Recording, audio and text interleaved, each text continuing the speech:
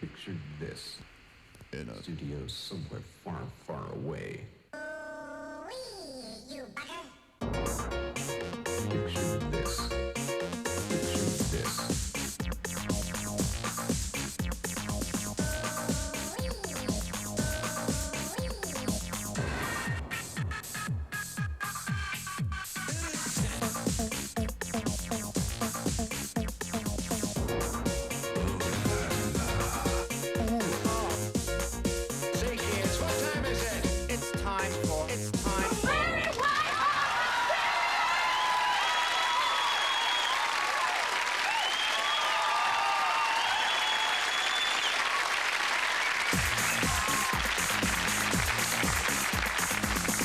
The big problem for me in my car is the wave.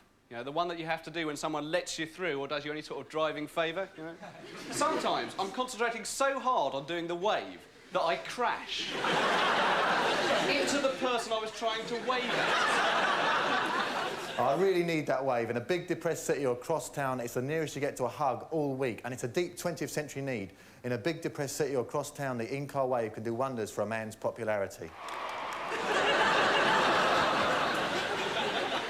Otherwise, it's kind of a stupid move when you think about it. It's like, yeah, thanks for letting me through this 2-inch gap. To show my appreciation, I'm going to take it looking at you, smiling, and with one hand off the steering wheel.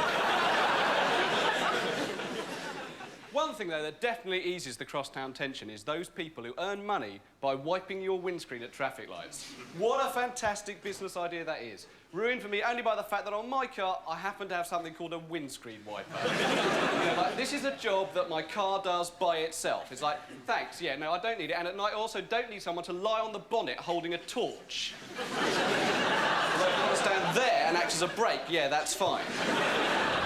Be that as it may, this month some 10,000 motorists and pedestrians will be injured in road traffic accidents. The majority through the most elementary errors. The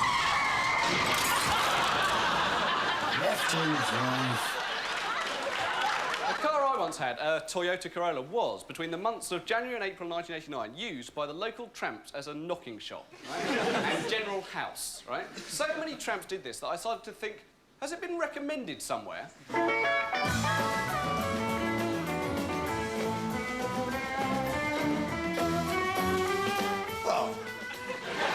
The top there. Right? With me is... Well, Willard! Of all the cars parked in the northwest London area, David Baddiel's Toyota Corolla is perhaps the perfect performer for the Damley's like itinerant dropout from society. Once inside, this ashtray doubles as a toilet, whilst with persistent vomiting, this armrest will eventually soften to form a nice pillow.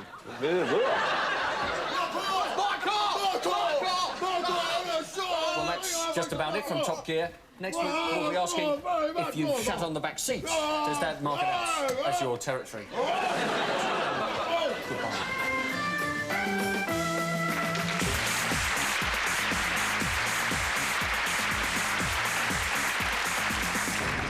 Possibly the most dismal type of party is the barbecue. These are popular in Australia, where a burnt lump of half-frozen chicken constitutes haute cuisine. The basic problem with barbecues is they don't cook food. But you have to find a socially acceptable way of saying this. I think this could just do with another couple of minutes.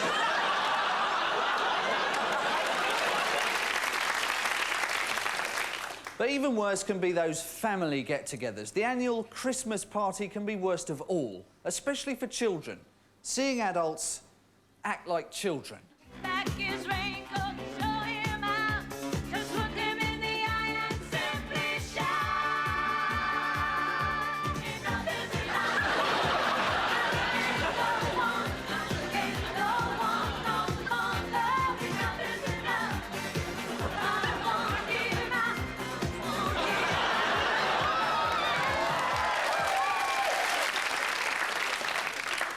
If assuming the Christmas get-together is hideous, it is but nothing compared to the annual trial afterwards of writing the thank you letters. The day after Boxing Day, your parents would manacle you to the Basildon Bond, and you wouldn't be allowed up again until you'd written to thank Granny for the record token.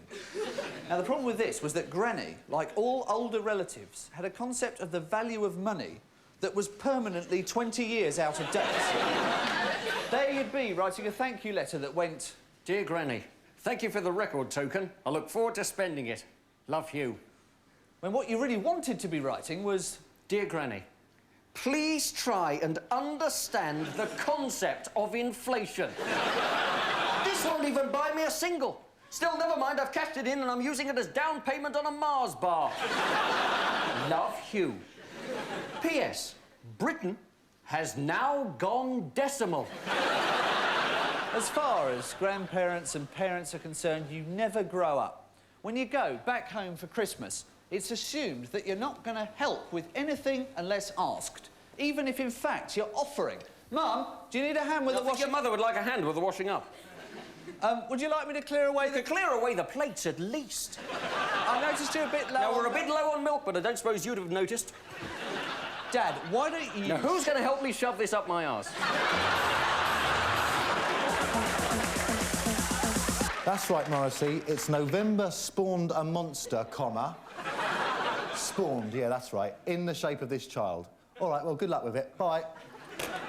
I'm really grateful my neighbours still said hello to me this morning, because they hear all these noises, shouts and screams coming from my flat. Like, last night, they must have heard me going, "No! Oh, Jesus Christ, no!" You know, you turn on the gas ring and your match goes out. I'm so bored and tired of everything. I've reached that age, 20-something, and you look around and you think, damn, this is what the planet's like, and what, I'm just expected to carry on living for decades more. And I think, Jesus, if just neutral things are doing my head in, like looking both ways before crossing busy roads, or nodding in conversation. Yeah. What am I going to do? What's going to happen the next time that something really bad happens to me, like standing at a urinal next to some man who farts and then goes, "Oh, better out than in." I just can't take another night like tonight, you know, on my own. Oh, hello, is Rachel there, please? Well, tell your daughter to phone me when she gets in. It's Robert, yeah. Thank you, bye. Yeah, I'm gonna claim the bitch. Gonna make the bitch mine. Yeah, I'm gonna kill the bitch. Yeah. Hello, Robert. Are you still there? Oh, dear.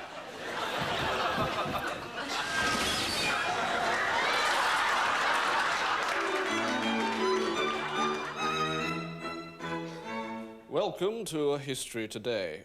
With me in the chair today is Professor F.J. Lewis, Emeritus Professor of History at All Souls College, Oxford, and we will be talking about British history between 1931 and 37, the austerity years, and principally the effect that rationing had on changes in government at that time. Professor Lewis, I wonder what you feel the nexus of cause and effect to be here. You see that Eddie the Eagle Edwards? Yes? That's you, that is. That's your mum. See that Peter Beardsley? I'm aware of him. That's your girlfriend, that is. Oh, ha. You see that old lady over there? Yes? You love her. I don't. Psst, boy, excuse me. He fancies you. You see Thora Hird? I'm aware of her work. You fancy her? Oh, you are her. I'm not. I'm bloody not. Ah, well. How could you say that? You are her. Everyone thinks you are. She's like your best friend. Well, thank you, Professor Lewis. And You're gay, you are. just as a postscript to what we've been saying, Professor Lewis, I'd like to say... I saw your mum coming out of the VD clinic. I'd like to say that anyone with AIDS, that's you, that is. That's your girlfriend and your mum and your dad. You know, like a pair of pants with some cack in it. That's you, that is. Well, I haven't come on this programme to be insulted. Good night.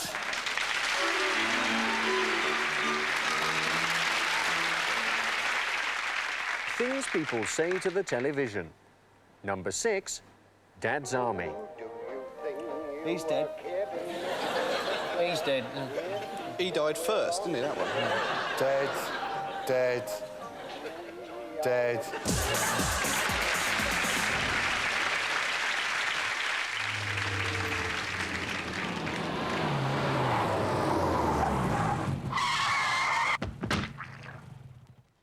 She's dead. We've been married for 20 years. Oh, God, I'm so sorry. That's a real tragedy, that is. Your poor wife, 20 years. Oh, I'm really upset about that. In fact, I can't take the guilt. Although a difficult time for Ray, we continued to follow my discovery that the only things he could ever say genuinely were exactly those things that everyone else would say sarcastically. I really want to read more about Mandy Smith. I'd like to buy both the Guns N' Roses albums, please. Oh, that's a really nice beard.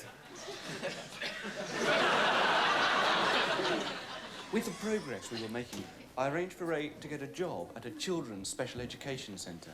So, Ray. These are kids who are emotionally disturbed. They come from difficult backgrounds. And the main thing they need is just a lot of encouragement.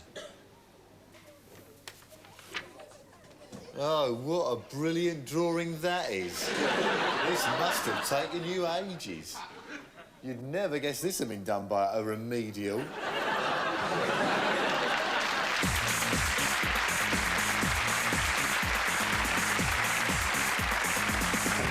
Good evening, and you join us here for this summer's European Football Championships. Today, of course, is a very exciting day indeed, because today England play their first game. And Brian, tell us, what do you think that Graham Taylor should be saying to the England team in the dressing room right now?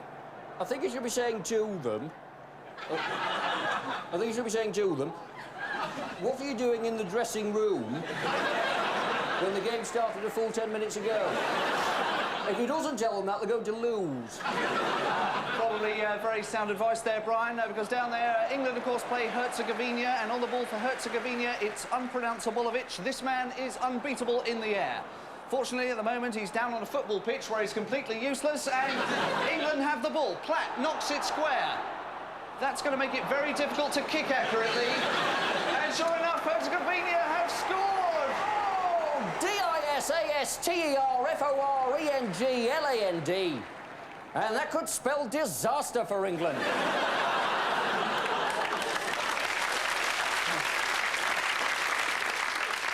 But worse is to come in 2 years' time, because they've given the venue of the 1994 World Cup to the United States. And football there means American football, which I can't even understand. Basically, it seems to be like a game of rugby between two teams of motorcycle messengers. I mean, how the Americans are going to stage a World Cup is beyond me. Hi, welcome back. I'm Dwight Spiegelhacker. Coming up later, truck racing from Iowa, World Series baseball with the Minnesota Airheads and the LA Crack Dealers. But first, World Cup Sochair. Well, it's England versus Uruguay, and with 10 minutes to the timeout, it's 1-1. The star so far is the spearhead of the offensive line, Barry Spinnaker. Club Nottingham Hotspurs, nicknamed the Spurs. That's 3 drives for goal with 2 scores. That's just 1 drive ahead of Webb of Manchester United, nicknamed the Shit. And wow, look at that. That's what this great game of soccer is all about. Just listen to those cheerleaders. Come and have a go if you think you're hard enough. And this is tremendously exciting. The score is still 1-1 with a free kick against England with just 30 seconds to go. The excitement here is unbelievable. Hi. I used to have problem hair until I started using Sponjo. The all-in-one shampoo, conditioner, kettle descaler, body lotion, and spermicide with the great smell of anchovies. Sponjo, official male hygiene product supplier to the World Soccer Cup. I'll tell you, Gaza is well out of it if he leaves this country, well out of it. I mean, yeah, I know people say, well, if he goes to Italy, it might psychologically unsettle him. Yeah. Like he's really well balanced now, yeah. He's well, because we don't deserve in this country, because on a Saturday afternoon he'd do some brilliant piece of heel-toe magic that would set the Paxton end on a roar, and like a really witty thing as well that would make the crowd feel like an audience, and then cut to Bob Wilson in the studio saying, well, he's a good footballer, but he should try and be a bit more of an old git like me. You know, continued on pages 33 through 35 of Sun Sports, some past bastard like Kevin Keegan says, well, he's a good footballer, isn't it? By the way, Kevin Keegan, you said those muggers who attacked you with baseball bats didn't know who you were. Oh, chinny reckon. They knew who you were. Oh, sorry, Kevin, I thought you were a seal. Sorry. They knew who you were. It's just that some people in this country have got very long memories, Kevin, and they remember the header that you missed in 1982, I mean, that we didn't go to the World Cup finals. Trevor Brooking had just floated in the most beautiful, cultured 5 O-levels and no bookings cross off his entire career. It beat the keeper. You just had to tap it with your head and it would have gone in, but you had to be flash and give it the old vrr. And you missed. We didn't go to World Cup. I'm just amazed the baseball bat's connected with your head, Kevin. And now we are going, looks like someone else is going to spoil it for us, yeah. Graham Taylor and his experiments. Well, you've got to experiment, haven't you? That's why in goal, I'm trying Gloria Hunniford, because we've not seen her potential there. Then at full-back, I'm using the Terminator with his delicate first touch. At 3, we need a real expert reading the game, Jim Rosenthal. Then for his flair and ball skills, I'm picking Jeff Thomas. At 5, Gordon Banks. Now, I know he's a goalkeeper, he's got one eye, and he's 54, but he's not been tried outfield, and you've got to experiment, haven't you? At 6, I'm trying Phil Collins because of his obvious love of early Motown, and that's an untried quality at international level. And number 7, M. Khan, because he's bent. And at 8, a man who's used to wearing the armband, Private Godfrey off of Dad's Army. Now, that's also because he's dead. Then at 9, because he's good in the air, Zebedee. Now, that's not the one from the Old Testament, that's the one with the spring in the moustache. Now, remember, all these players are trying to book their flights to the States, so at number 10, Thomas Cook. And finally, on the wing, the school spanner.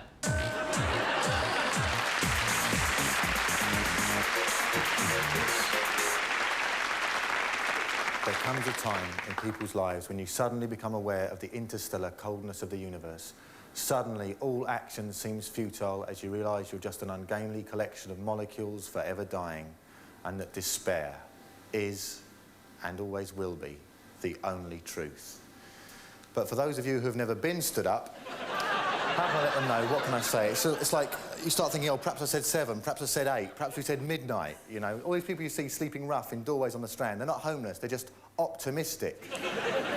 Well, perhaps we said 1993. From then on, everything looks different, right down to the pigeons across the street. They say birds and beasts have natural peace of mind, but what? It suddenly occurred to me, if their natural given state is constant torment, the pigeons jerky fear.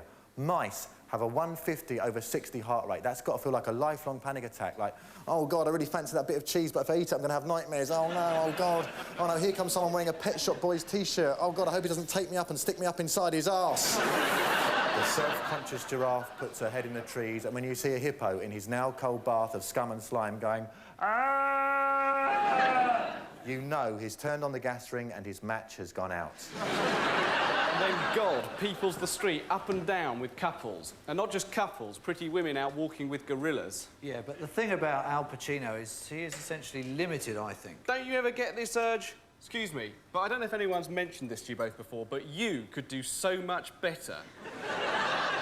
God, you're right. It's a scandal.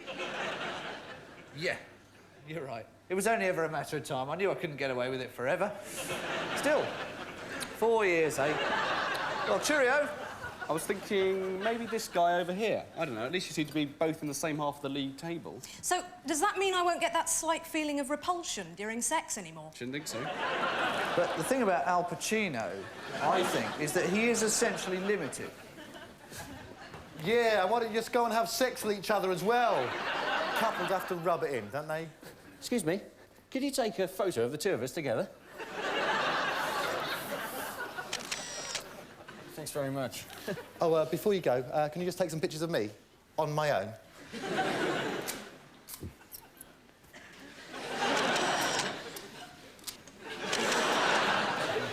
thanks. Sorry, I don't know if anyone's mentioned this to you both before, but you could do so much better. I was thinking maybe this woman over here. I don't know if it's just through fear of loneliness or just being desperate for your life to fall into a, you know, let the credits roll fiction of love or what it is, but when couples first start going out, they just spend all their time pretending so hard that they get on. Yeah, I really feel the same way. And, like, I really like Primal Scream. Oh, that's amazing, because, like, they're really atrocious. And how did Bobby Gillespie dance before he had the stroke? I mean, what a crap band. Yeah, totally brilliant. Well, we're really on the same wavelength. Yeah, I bet you're just like me. You actually just prefer to stay in at home, just the two of us? Yeah, what, you mean like a whole big group of us, about 80 or 90, hiring a load of coaches and joining up with a massive illegal rave in Ibiza? Yeah! Brilliant. I mean, we're like two twins separated at birth. I bet when you were younger, right, when you touched something with one hand, you always had to, like, touch it with the other hand. No, never. Absolutely not. And I always really hated anyone that did. Wow, that's brilliant. Amazing, yeah. Oh, we're made for each other. Oh, God, yeah, we're like soulmates. People said to me, just be yourself, so I did, and now they hate me. I've had it with friends. What scum they are, you know, friends. You know, you think you're in with them. You think there's some profound way in which your twin destinies are inextricably plotted for all time, and then you make one mistake, and that's it. They don't want to know you. They don't return your calls. You know, one tiny slip-up, one slight misdemeanour, one totally unavoidable... All right, so I accidentally killed their kid. All right, they're difficult to hold. They wriggled around. I dropped it on the floor. There was no one about, so I kicked it under the sofa, pretended it wasn't me. Apparently, that's a sacking offence. No, it's too difficult on your own, because then you've got to face loads of things alone. My life isn't just that, by the way, I should say. I mean, I don't just poo and drink milk, you know, and then drink some more milk and then go and do another poo and then think, oh, what shall I do now? I know, glug, glug, glug, glug, glug. Anyway, where's that toilet roll? Watch out, there's a Humphrey about. That's my epitaph, is it? That's me.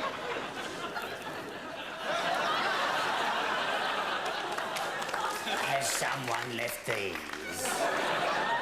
Lovely. Milky, milky. Still, you come back from the long wasted evening thinking, I'm not really that lonely. There's obviously some good explanation. She's going to call any minute. Ah. Hi. Hello, how long will it take you to get a parcel by motorbike to Halifax in West Yorkshire?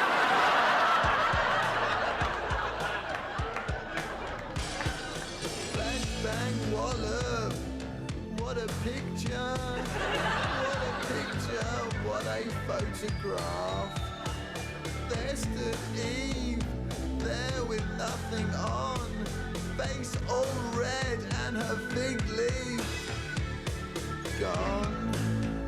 Clap hands, stamp your feet, bang on a big bass drum, rum tiddly pum pum pum pum. Stick it in your family album. Well, later on, Eamon Mills will be dropping in to talk about the new travel show, Uganda the Hard Way. But right now, it's time to see what spring has brought us in the greenhouse with, as ever, our old chum, Colin Ditchmore. Hello, Colin. Hello, Ivan. Well, as you'd soon enough be able to tell if we stepped outside, it's a bit nippy out. But whatever the conditions outside, it's always a joy to come in here, where 4 years' effort has created a flourishing ecosystem. This week, I'm looking at tomatoes, and a mistake too many people make is using cheap cane. As you can see, this one here's got broken at the tip. Someone must have trodden on it or something. Whereas... Oh, no, is it? Oh, shit! I knew we were going to use it to grow vegetables up and everything! Ivan. Do you think someone trod on it, Colin? Well, yes, perhaps. I don't know. Scumbag! 4 years effort! It's all going to be a bit tricky! It's got so tricky now! Goddamn things have got so tricky! I just don't understand what you're trying to achieve in here, Colin. It's a flourishing ecosystem in here! Ivan, I think I can still use the garden cane, though. Can ya? Yes. Look. Yes! You can still use it to grow vegetables up and everything!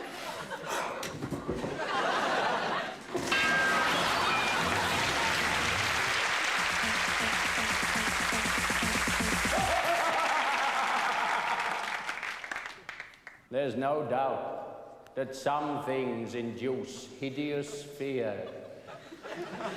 Halloween, pumpkin, lantern. Oh, gosh, they're frightening, aren't they? Oh, children are petrified of those. Ah, it's a large root vegetable with a candle in it. Oh, new underpants for me, Mum. Of course, it doesn't pay to get too blasé.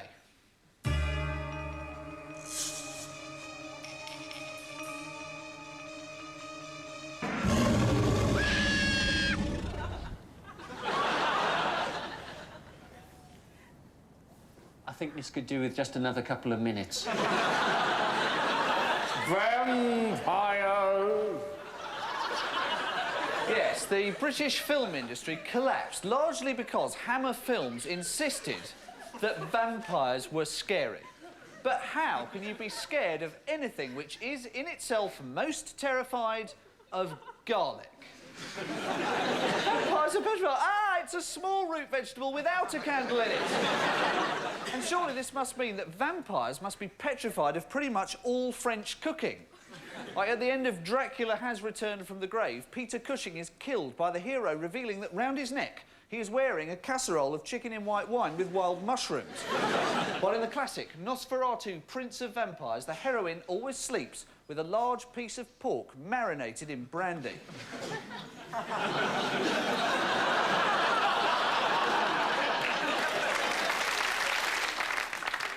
Music is crucial to inducing a sense of fear. Get it wrong, and you will suffer the consequences.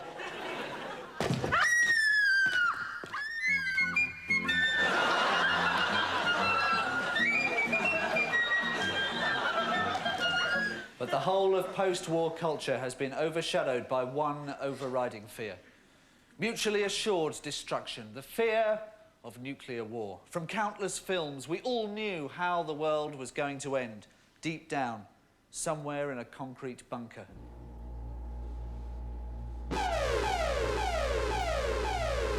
Yo, Steve boy, looks like we got ourselves a conditional red. We are at DEFCON 1. I repeat, this is a war situation. Oh, my God. This is not an exercise. I repeat, this is not an exercise. Initialize missile armament procedure on command. Check. Confirm target trajectory codes. Check. Confirm nationality of Evan Lendl. Check. Now to Queen 2. Check. Do you take cash or? Check. Bend over 10 times and tuck your toes. This is not an exercise. This is not an exercise. But in just 2 short years, all this has come to an end. The Cold War is over, the Soviet Union no longer a threat. But the Pentagon is hanging on to those bunkers. Fancy a cup of coffee? Well, Steve boy, looks like we've got ourselves a coffee-making situation. We are COPCON 1. We are making coffee. Oh, my God. This is not an exercise. Initialize kettle boiling procedure. Check. Step phase granular loading milk trajectory. Check. Confirm that the milk is still fresh. Check. Lovely. Milky, milky.